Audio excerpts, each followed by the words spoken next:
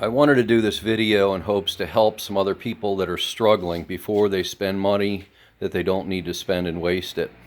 I have a 2005 John Deere LA 130 that I bought brand new back in 2005, and for the most part, I mean, it's been a workhorse. It's done its job. It certainly has seen better days. There's not a lot of hours. There's only 140 on it. But I've cut brush with it. I've cut 1-inch saplings with it, and the deck shows the wear and tear. At any rate, it's developed a problem the past couple of seasons. I have another mower that I now use, so it's just been relegated to the back of the basement.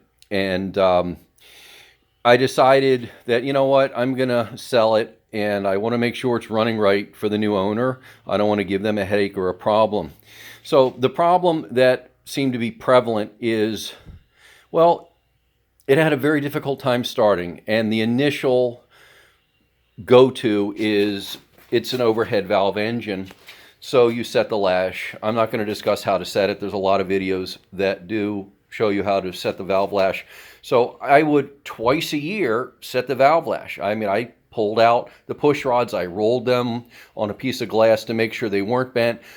Just something did not seem right. It had a very difficult time. It was a hard crank, as if the battery were not fully charged. And this is an older battery. I bought it from Walmart, and you can see it's from 2014, but it always stayed on a trickle charger, and I never had an issue.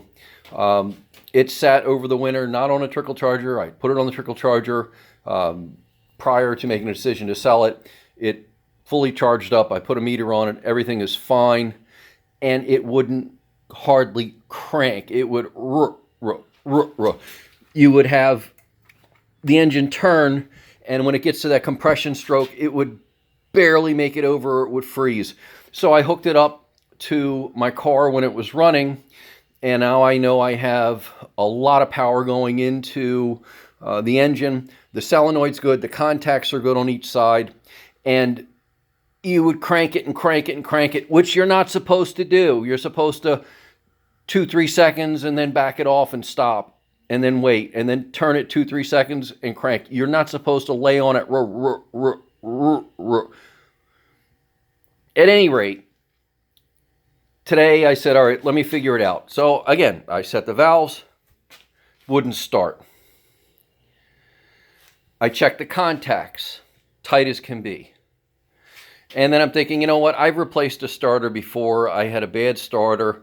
Let me go look up the part number. And you can buy the Chinese starters for like 35, 40 bucks off of eBay or Amazon. But let me see if there's anything else that could be wrong with it. So here's your positive cable. And you have two nuts. You have the nut that secures the cable itself, okay, to your solenoid, to your battery.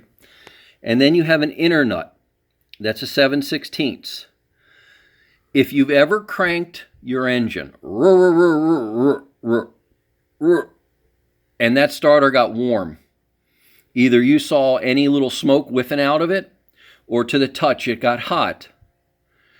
What's happening is that secondary nut. Remove the outer nut, get a 7/16. I'll guarantee you'll be able to turn that 3/4 to a full turn. And you're drawing all the resistance to the inside contact, and that's why the engine won't turn over. So if you were to take it into a shop, they're going to stick you with a new John Deere starter for like 130 bucks and probably an hour labor, and you're going to have a $240, $250 tab. And the reality is, take a 7/16, remove that. This inside nut has loosened, and there's all of your resistance.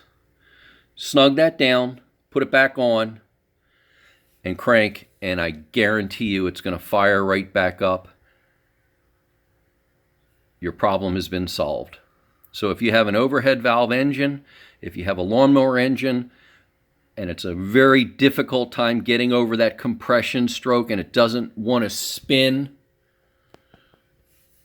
and you've jumped your lawnmower with a car battery or another running mower or anything that's been running, and you've turned that key and tried cranking and cranking and cranking and cranking, that inside nut has loosened up and all your resistance is right here. 7/16, remove it, tighten that one down with 7/16, put it back together, turn the key, it's going to fire right back up. Leave some comments because I know unequivocally this is going to fix many of people's problems. It's going to save you quite a bit of money. Have a great day.